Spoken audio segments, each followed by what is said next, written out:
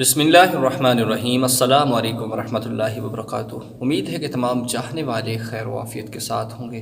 ہماری دعا ہے اللہ آپ سب کو خوش رکھے، آباد رکھے، سلامت رکھے۔ تو پیارے ساتھیوں، ایک نئی اور اہم ویڈیو کے ساتھ آپ کی خدمت میں حاضر ہوں۔ آج میں آپ کو بتاؤں گا کہ پھوڑے اور پھنسیاں بعض دفعہ ایسا ہوتا ہے کہ ہمارے بچوں کو یہ مرض ہو جاتا ہے، کیونکہ بچے زیادہ چینی کھاتے ہیں یا زیادہ میٹھی چیزیں استعمال کرتے ہیں، ٹافیاں وغیرہ، تو ان کے کھانے سے ان کی پھوڑے پھنسیاں نکل آتی ہیں، تو جو بہت زیادہ والدین کے لیے مشکل اور پریشانی کا سبب بن جاتی ہیں، کیونکہ بچے دوائی تو کھاتے نہیں۔ جب بھی دوائی کھلانی پڑتی ہے تو بڑا رو رو کر وہ ان کو دوائی کھلانی پڑتی ہے، بڑا پریشان کر دیتے ہیں بچے۔ تو پیارے ساتھیوں، یہ قرآنی عمل ہے، اللہ رب العزت کے اسماء الحسنہ کا ایک عمل ہے۔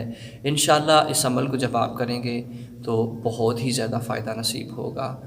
دوائیاں بھی استعمال کریں، لیکن اس عمل کو بھی ایک دفعہ کر کے دیکھیں کہ جب بھی آپ کا بچہ یا کوئی بھی خود یا کوئی کسی بھی آدمی کو، کسی بھی گھر کے افراد کو پھوڑے پھنسیاں نکل آئیں تو یہ ایک دفعہ عمل کر کے دیکھیں۔ مجرب عمل ہے۔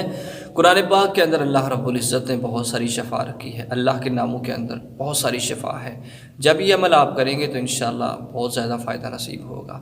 تو دوستان محترم، آسان سا عمل ہے۔ کرنا کیا ہے کہ آپ نے اول و آخر سب سے پہلے درود شریف پڑھنا ہے اور 3 دفعہ سورۃ الفاتحہ پڑھ کر اس کے بعد اللہ کا ایک نام بس 3 دفعہ پڑھنا ہے، یا رقیب، یا رقیب، قاف کے ساتھ، موٹا ہے 2 نقطے والا قاف، یا رقیب، یا رقیب، اس کو پڑھ لینا ہے۔ پھر لاسٹ پہ 3 دفعہ درود شریف پڑھ کر پانی کے اوپر دم کرنا ہے، یا جس جگہ پھوڑا پھنسی نکلا ہوا ہے اس کے اوپر دم کر دیں۔ انشاءاللہ اس عمل کو آپ ایک دن کے اندر کم از کم 3 دفعہ کریں اور 3 دن تک لگاتار اس عمل کو جاری رکھیں۔ انشاءاللہ تیسرے دن تک اللہ کے کرم سے، اللہ کے فضل سے شفا نصیب ہو جائے گی۔ یہ مجرب عمل ہے، خاص عمل ہے، کرنا بھی آسان ہے اور ہے بھی آسان عمل، لیکن ہم کرتے نہیں۔ ہم تو کہتے ہیں کہ فلاں ڈاکٹر کے پاس جاتے ہیں، فلاں طبیب کے پاس جاتے ہیں۔